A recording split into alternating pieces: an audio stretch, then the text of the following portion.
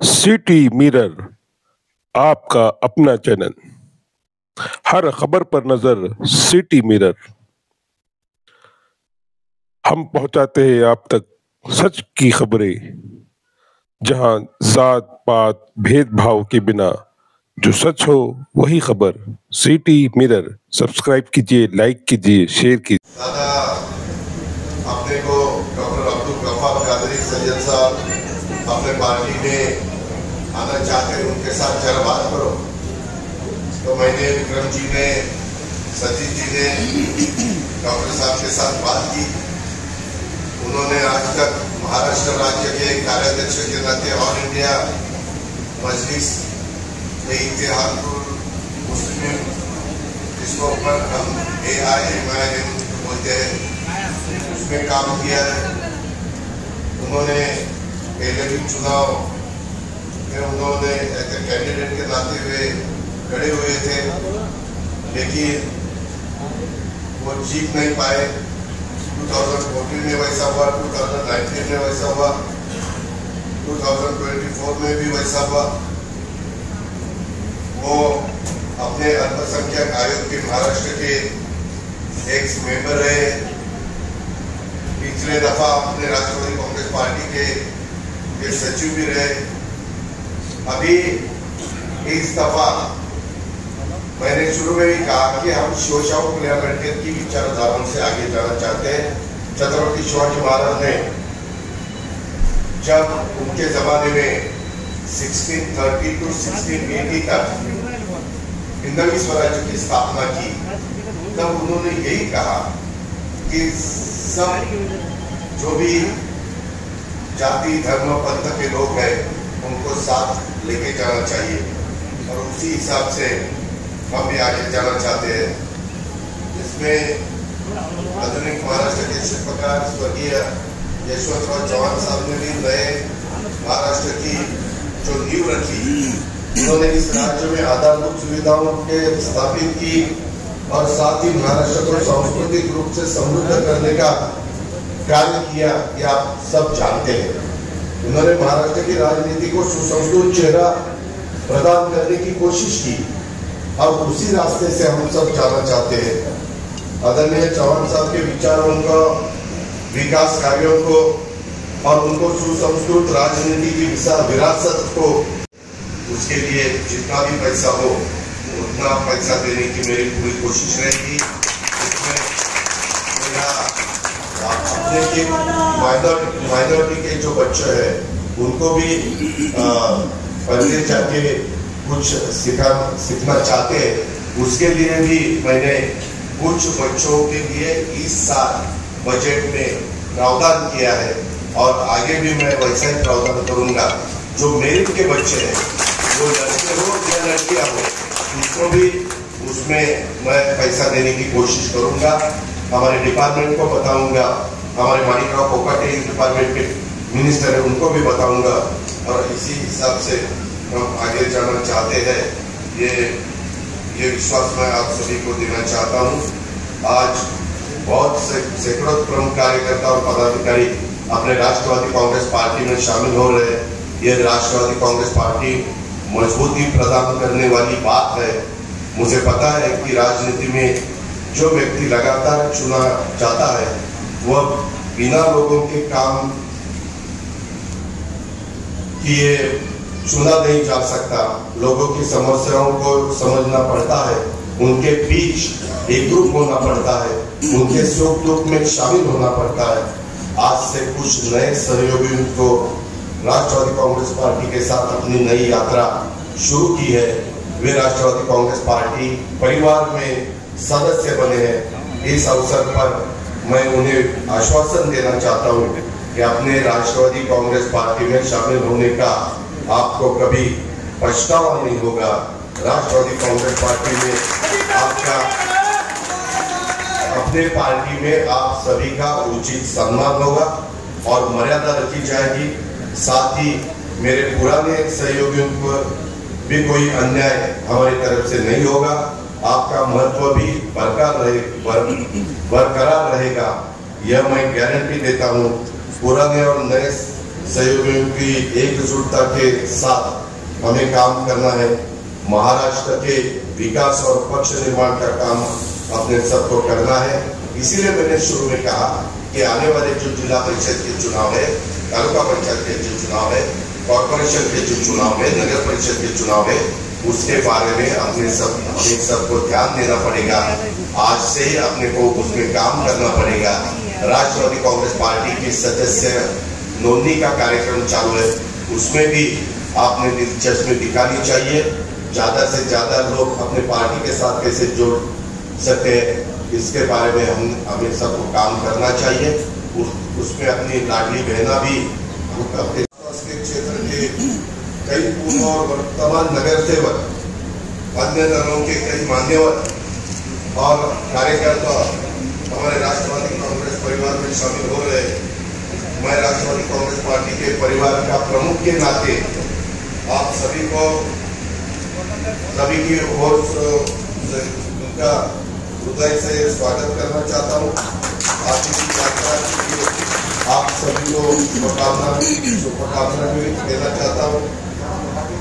आज हमारे पक्ष में अपने घर वापस लौटे डॉक्टर अब्दुल गफ्फार कादिर सैयद का मैं तहे दिल से स्वागत करना चाहता हूँ।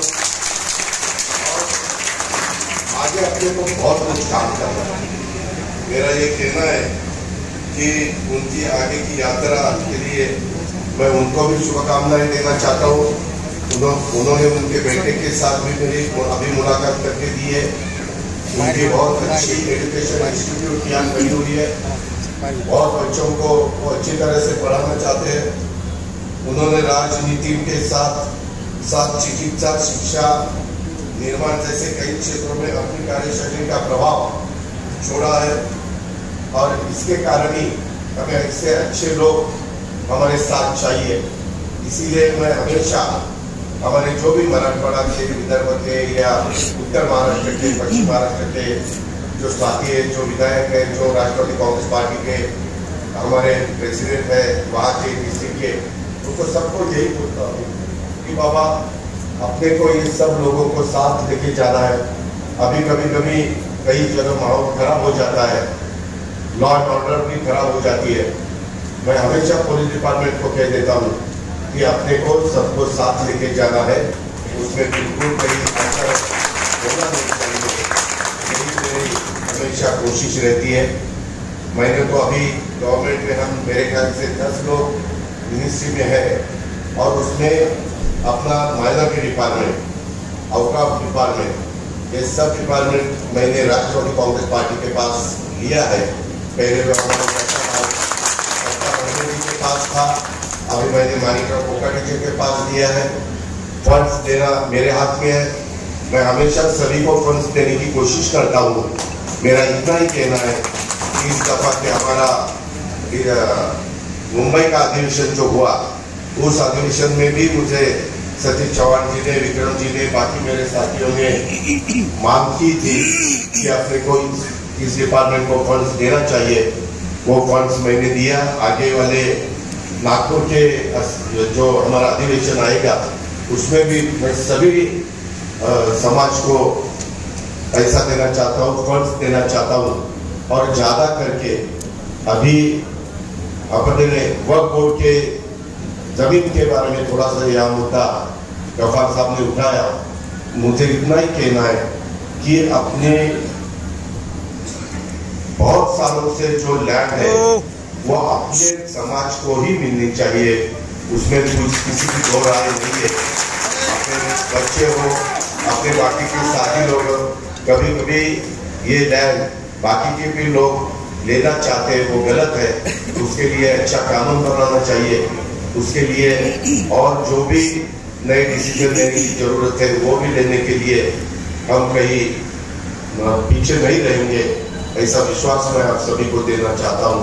और दूसरा, हमने ऐसा ओपन कैटेगरी के लिए साथी संस्था निकाली है, ओबीसी के लिए हमने महाज्योति संस्था निकाली है, शेड्यूल्ड कास्ट के लिए हमने भारती निकाली है, आदिवासी लोगों के लिए ट्राइब, उनके लिए आरटी निकाली है।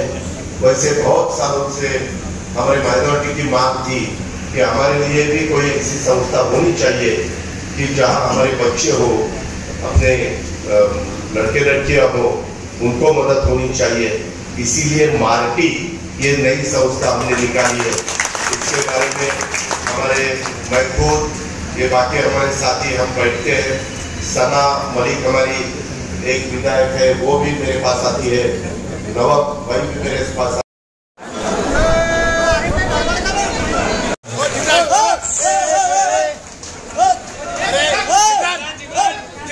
बाजू में राहे मोहब्बत में जो सरवकफ चलते हैं, थाम कर उनकी राह इनकलाब चलते हैं। स्टेज पे तशरीफ फरमा राष्ट्रवादी पार्टी के कौमी सदर हुकूमत महाराष्ट्र के नायब वज़ीर आला मोहतरम अली जनाब अजीत दादा पवार साहब, स्टेज पे तशरीफ फरमा हमारे पुराने दोस्त साथी आमदार सतीश चौहान साहब जो राष्ट्रवादी के जिले के अध्यक्ष हैं, दूसरे आमदार जिनको मैं बेटा समझता हूँ, आज जहानी वसंत कागे साहब के साहबजादे मोहतरम विक्रम कागे साहब, शहर जिला अध्यक्ष अभिजीत देशमुख साहब, मंच पे उपस्थित सब मान्यवर और साबिका नगर सेवक हजरात, एमआईएम पार्टी के दूसरे जिम्मेदार लोग जो आज पार्टी में प्रवेश कर रहे हैं, मेरे सामने बैठे हुए बुजुर्गों, दोस्तों, मेरी माओ बहनों, मेरे नौजवान साथियों, अस्सलाम वालेकुम, नमस्कार, जय भीम। आज हम इस तकरीब के जरिए मोहतरम अजीत दादा के हाथों राष्ट्रवादी कांग्रेस पार्टी में प्रवेश करने जा रहे हैं। अजीत दादा वो शख्सियत है, वो व्यक्तित्व है जो आज मैं कहूं तो बात यह है, जो पहाड़ों से टकराता है उसे तूफान कहते हैं, और जो तूफान से टकराता है उसे अजीत दादा पवार कहते हैं। एक ही बात कहना चाहता हूं, अजीत दादा राज धर्म को भी समझते हैं, राज धर्म को निभाते हैं और कहीं ना कहीं समाज के तमाम तबकात को इंसाफ देने का काम करते हैं।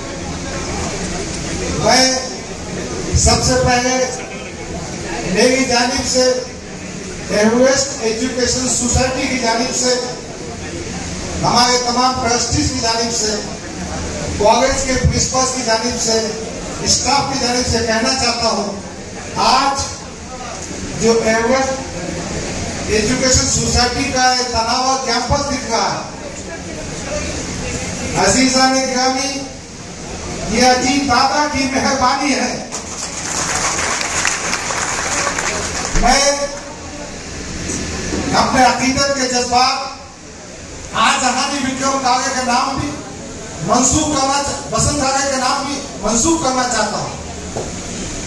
वसंत कागे साहब ने 2003 की दिसंबर में मुझे अजीत दादा के पास लेकर गया और कहा कि डॉक्टर को बीएड का एनओसी देना है।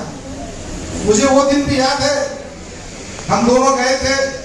जब सेकंड टाइम मैं गया, दादा ने मुझसे कहा तू आ देना। थर्ड टाइम मैं गया, मैंने क्या किया था, ये मोबाइल फोन बसंत गांव से बात करने के लिए दिया था। कैसा फोन गाँव को तुआ दे दो ना, मैं ऐसा नहीं।